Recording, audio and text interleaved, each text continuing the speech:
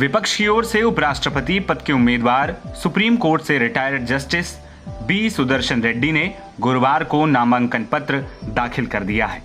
इस मौके पर कांग्रेस के राष्ट्रीय अध्यक्ष मल्लिकार्जुन खड़गे और पूर्व कांग्रेस अध्यक्ष सोनिया गांधी समेत तमाम इंडिया गठबंधन के दिग्गज नेता मौजूद रहे। नामांकन दाखिल करने के बाद बी सुदर्शन रेड्डी ने कहा कि यह चुनाव केवल एक व्यक्ति का चुनाव नहीं है, बल्कि भारत के उस विचार से जुड़ा है जहां संसद ईमानदारी से काम करती है, असहमति का सम्मान किया जाता है और संस्थाएं स्वतंत्रता और निष्पक्षता के साथ लोगों की सेवा करती हैं।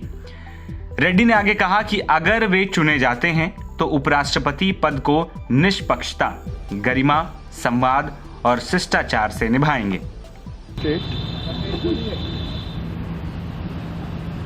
कल केजरीवाल जी उनके नुमाइंदे को मीटिंग में भेजे थे, संजय सिंह साहब को। वहाँ पे सपोर्ट मेरे कैंडिडेचर के लिए डिक्लेयर करे थे। मैं उनका बहुत आभारी हूँ। I have come here to express my gratitude for his graciousness to support my candidature. अभी केजरीवाल जी जो बताए थे, यही बात मैं 2 दिन से बात कर रहा हूँ कि मैं कोई पॉलिटिकल पार्टी का आदमी नहीं हूँ, कोई पॉलिटिकल पार्टी में मैं सदस्य नहीं हूँ। और उपराष्ट्रपति की जो ऑफिस है वो पॉलिटिकल ऑफिस नहीं है, काफ़ी लोगों को गलत फहमी है। It's a high constitutional office which is required to be independent and autonomous, impartial, which are the qualities of a judge, and that's the reason why I have accepted the request made by some of friends and ably supported, endorsed by a veteran leader like Sri Arvind Kejriwal ji.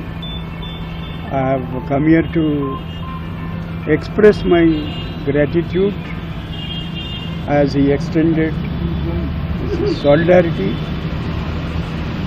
and provoked all of us to think afresh as to what is happening in this country and what are the challenges ahead which we will require to face. I am going to be one among them, of the concerned citizens of this country, not associated with any political party. Dhanyawad. What about Andhra Pradesh? What about Andhra Pradesh? What are your expectations? We'll meet everyone. Sir, I can't speak on behalf of the leadership in Andhra Pradesh, but as I have come to request Shri Kejriwal ji, I hope I would make such an appeal to all of them, irrespective of the political affiliation of the country. आपको बता दें कि नामांकन के समय लोकसभा में नेता प्रतिपक्ष राहुल गांधी, सोनिया गांधी, एनसीपी एससीपी प्रमुख शरद पवार, सपा सांसद रामगोपाल यादव, डीएमके सांसद तिरुचि शिवा, शिवसेना उद्धव गुट के सांसद संजय राउत और गठबंधन के तमाम नेता भी नामांकन के दौरान मौजूद रहे।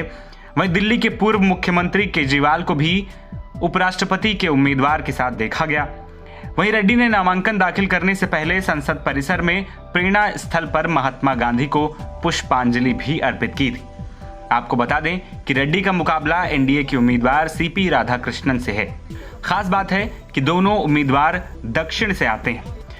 79 साल के रेड्डी गुवाहाटी हाईकोर्ट के चीफ जस्टिस और गोवा के पहले लोकायुक्त रह चुके हैं। वे आंध्र प्रदेश के रहने वाले हैं। 2007 में सुप्रीम कोर्ट का जज इन्हें नियुक्त किया गया था। वहीं उपराष्ट्रपति के चुनाव के लिए 9 सितंबर को वोटिंग होगी। उसी दिन काउंटिंग भी होगी। दरअसल उपराष्ट्रपति के चुनाव जगदीप धनखड़ के 21 जुलाई की रात अचानक इस्तीफा देने की वजह से हो रहा है।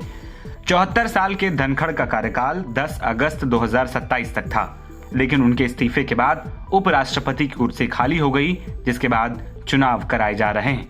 वहीं दोनों दल एनडीए गठबंधन और इंडिया गठबंधन अपनी अपनी जीत का दावा कर रहा है, लेकिन नंबर गेम के लिहाज से एनडीए मजबूत दिखाई देता है। एनबीटी ऑनलाइन की रिपोर्ट।